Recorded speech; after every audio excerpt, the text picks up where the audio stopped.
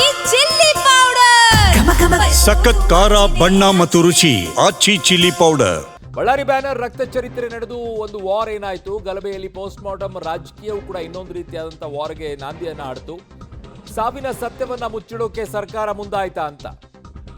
ಘರ್ಷಣೆಯಲ್ಲಿ ಕೈ ಕಾರ್ಯಕರ್ತನ ಸಾವಿಗೆ BJP twist ಅನ್ನ ಕೊಡ್ತಾ ಇದೆ. ರಾಜಶೇಖರ್ ದೇಹ ಹೊಕ್ಕಿದ್ದು 6 ಬುಲೆಟ್ಗಳು ಅನ್ನುವಂಥದ್ದು. ಸಾಕ್ಷ್ಯ ನಾಶಕ್ಕಾಗಿ ರಾಜಶೇಖರ್ ಮೃತದೇಹವನ್ನ ಸುಟ್ಟು ಹಾಕಿದ್ರ. ಕಾಂಗ್ರೆಸ್ ವಿರುದ್ಧ ಶ್ರೀರಾಮುಲು ಗಂಭೀರ ಆರೋಪವನ್ನ ಮಾಡ್ತಾ ಇರೋದು. ಬಳ್ಳಾರಿಯ ಬ್ಯಾನರ್ ರಕ್ತ ಚರಿತ್ರೆ ನಡೆದು ಒಂದು ವಾರ ಆಯ್ತಲ್ವಾ. ಈ ಒಂದು ವಾರದಲ್ಲಿ ಈಗ ಮತ್ತೊಂದಿಷ್ಟು ಬೆಳವಣಿಗೆಗಳಾಗ್ತಾ ಇದೆ. ಸಾವಿನ ಸತ್ಯವನ್ನ ಮುಚ್ಚಿಡೋಕೆ ಸರ್ಕಾರ ಮುಂದಾಗಿದೆಯಾ ಅಂತೇಳಿ. ಬೇರೆ ಯಾರಾದರೂ ಫೈರ್ ಮಾಡಿದ್ದಿದ್ರೆ ಸರ್ಕಾರ ಎಷ್ಟು ಸುಮ್ಮನೆ ಇರ್ತಾ ಇತ್ತಾ? ಮಂತ್ರಿಗಳು ಸುಮ್ಮನೆ ಇರ್ತಾ ಇದ್ರ? ಅದ್ರ ಒಂದು ಸ್ವಲ್ಪ ಕ್ಲೂ ಸಿಕ್ಕಿದ್ರು ಕೂಡ ಮುಗಿದು ಬೀಳ್ತಾ ಇರಲಿಲ್ವಾ?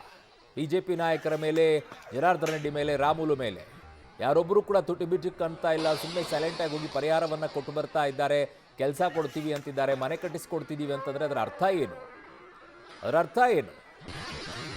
ನನ್ನ ಸಹೋದ್ಯೋಗಿ ಅಂಬರೀಶ್ ನನ್ನ ಸಂಪರ್ಕದಲ್ಲಿದ್ದಾರೆ. ಅಂಬರೀಶ್, ಇದೇ ನಿಜವಾಗಿಯೂ ಕೂಡ ಏನಾದರೂ ಜನಾರ್ದನ್ ರೆಡ್ಡಿ, ರಾಮುಲು ಕಡೆಯವರು ಅಥವಾ ಸೋಮಶೇಖರ್ ರೆಡ್ಡಿ, ಬಿಜೆಪಿಯವರು ಯಾರಾದರೂ ಗುಂಡು ಹಾರಿಸಿಬಿಟ್ಟು ರಾಜಶೇಖರ್ ಸಾವನ್ನಪ್ಪಿದ್ದಿದ್ರೆ ಇಷ್ಟೊತ್ತಿಗೆ ಕಾಂಗ್ರೆಸ್ನ ನಾಯಕರು ಹರಿದು ಮುಕ್ಕಿ ಹಾಕ್ತಾ ಇದ್ರು. ಒಬ್ಬೊಬ್ಬ ನಾಯಕರುಗಳು ಕೂಡ ಒಂದೊಂದು ನುಡಿಮುತ್ತುಗಳನ್ನು ಸುರಿಸ್ತಾ ಇದ್ರು. ಬಟ್ ಯಾರೂ ಕೂಡ ತುಟಿ ಬಿಟ್ಟಕ್ಕಂತ ಇಲ್ಲ. ಕೇವಲ ಮನೆ ಕಟ್ಟಿಸ್ಕೊಡ್ತೀವಿ, ಕೆಲಸ ಕೊಡಿಸ್ತೀವಿ, 25 ಲಕ್ಷ ರೂಪಾಯಿ ಪರಿಹಾರವನ್ನು ಕೊಡ್ತೀವಿ ಅಂದ್ಕೊಂಡು ಸಮಾಧಾನ ಮಾಡೋ ಕೆಲಸ ಮಾಡ್ತಾ ಇದ್ರು. ಅಂದರೆ ದಾಲ್ಮೆ ಕುಚ್ ಕಾಲ ಹೇ, ಎಲ್ಲೋ ಒಂದು ಕಡೆಗೆ ತಮ್ಮಲ್ಲೇ ಹುಳುಕಿಟ್ಕೊಂಡ್ಬಿಟ್ಟೆ ಸರ್ಕಾರ ಮುಚ್ಚಾಕುವಂಥ ಪ್ರಯತ್ನ ಅನ್ನೋ ಆರೋಪ ಏನಿದೆ ಅದು ಸತ್ಯ ಅಂತ ಕಾಣಿಸ್ತಾ ಇದೆಯಾ ಅಂತ?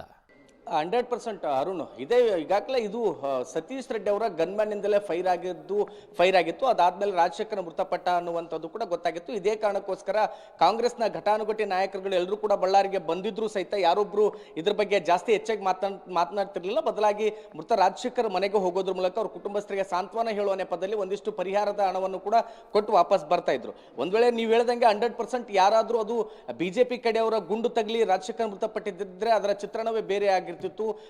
ಪೊಲೀಸರ ತನಿಖೆ ಕೂಡ ಬೇರೆ ಹಂತದಲ್ಲೇ ಇರ್ತಿತ್ತು ಅನ್ನೋದ್ರಲ್ಲಿ ಕೂಡ ಯಾವುದೇ ಅನುಮಾನ ಇಲ್ಲ. ಆದ್ರೆ ಇದೀಗ ಮತ್ತೆ ರಾಜಶೇಖರ್ ಸಾವಿನ ಸಂಬಂಧಪಟ್ಟಂತೆ ಬಿಜೆಪಿಯಿಂದಲೂ ಕೂಡ ಈಗ ಸಾಕಷ್ಟು ಆರೋಪಗಳಂದ್ರೆ ಗಂಭೀರ ಆರೋಪಗಳನ್ನ ಮಾಡ್ತಾ ಇರುವಂತದ್ದು. ಅದರಲ್ಲಿ ಪ್ರಮುಖವಾಗಿ ರಾಜಶೇಖರ್ನ ಮೃತದೇಹದ ಮರಣೋತ್ತರ ಪರೀಕ್ಷೆನ 2 ಬಾರಿ ಮಾಡಲಾಗಿತ್ತು. ಅಂದ್ರೆ ಆರಂಭದಲ್ಲಿ ಕೇವಲ ಬುಲೆಟ್ ಅನ್ನು ಮಾತ್ರ ತೆಗೆಯಲಾಗಿತ್ತು. ಅದರಲ್ಲಿ ಇರ್ತಕ್ಕಂಥ ಏನು ಸಣ್ಣ ಸಣ್ಣ ಚೂರುಗಳೇನಿತ್ತು ಯಾವನ್ನೂ ಕೂಡ ತೆಗೆಯದೆ ಮರಣೋತ್ತರ ಪರೀಕ್ಷೆನ ಮಾಡಲಾಗಿತ್ತು. ಅದಾದ್ಮೇಲೆ ಮತ್ತೆ 2ನೇ ಬಾರಿಗೆ ಕಂಪ್ಲೀಟ್ ಮಿಲೆಟ್ಸ್ ಗಳನ್ನು ತೆಗೆಯುವಂತ ಕೆಲಸ ಮಾಡಲಾಗಿತ್ತು. ಅಂದ್ರೆ ಎಲ್ಲೋ ಒಂದು ಕಡೆಗೆ ಪ್ರಕರಣವನ್ನು ಮುಚ್ಚು ಹಾಕುವಂತ ಹುನ್ನಾರವನ್ನ ಸ್ಥಳೀಯ ಶಾಸಕರು ಮತ್ತು ಸರ್ಕಾರ ಮಾಡಿತ್ತು ಅನ್ನುವಂತ ಗಂಭೀರ ಆರೋಪವನ್ನ ಬಿಜೆಪಿ ನಾಯಕರು ಮತ್ತು ಜೆಡಿಎಸ್ ವರಿಷ್ಠರು ಕೂಡ ಜೆಡಿಎಸ್ ನಾಯಕರುಗಳೆಲ್ಲರೂ ಕೂಡ ಮಾಡಿದ್ರು. ಇದೀಗ ಮತ್ತೊಂದು ಗಂಭೀರ ಆರೋಪವನ್ನ ಸ್ವತಃ ಬಿಜೆಪಿ ಮಾಜಿ ಸಚಿವರಾಗಿರ್ತಕ್ಕಂಥ ರಾಮುಲು ಅವರು ಮಾಡಿರುವಂತದ್ದು. ಮೃತ ರಾಜಶೇಖರ ಮೃತದೇಹವನ್ನ ಮಣ್ಣಲ್ಲಿ ಮಣ್ಣು ಮಾಡಬೇಕಾಗಿತ್ತು, ಬದಲಾಗಿ ಈಗ ಸುಟ್ಟು ಹಾಕಿದರೆ. ಹೀಗಾಗಿ ರಾಜಶೇಖರ ಮೃತದೇಹವನ್ನು ಹೊಕ್ಕಿದ್ದಂಥದ್ದು ಕೇವಲ 1 ಗುಂಡು ಮಾತ್ರ ಅಲ್ಲ, ಬದಲಿಗೆ 6 ಗುಂಡುಗಳು ಹೊಕ್ಕಿದ್ವು.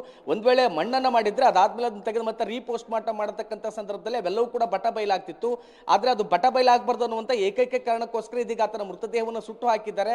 ಇದೆಲ್ಲದೂ ಕೂಡ ಸಾಕ್ಷ್ಯ ನಾಶ ಪಡಿಸುವ ಉದ್ದೇಶದಿಂದಲೇ ಆಗಿತ್ತು ಅನ್ನುವಂತ ಗಂಭೀರ ಆರೋಪವನ್ನು ಮಾಡಿದ್ರೆ. ಆದ್ರೆ ಇದಕ್ಕೆ ಸಂಬಂಧಪಟ್ಟಂತೆ ಇದುವರೆಗೂ ಸಹಿತ ಸರ್ಕಾರದಿಂದ ಯಾರೊಬ್ಬರು ಸ್ಪಷ್ಟನೆ ಕೊಟ್ಟಿಲ್ಲ.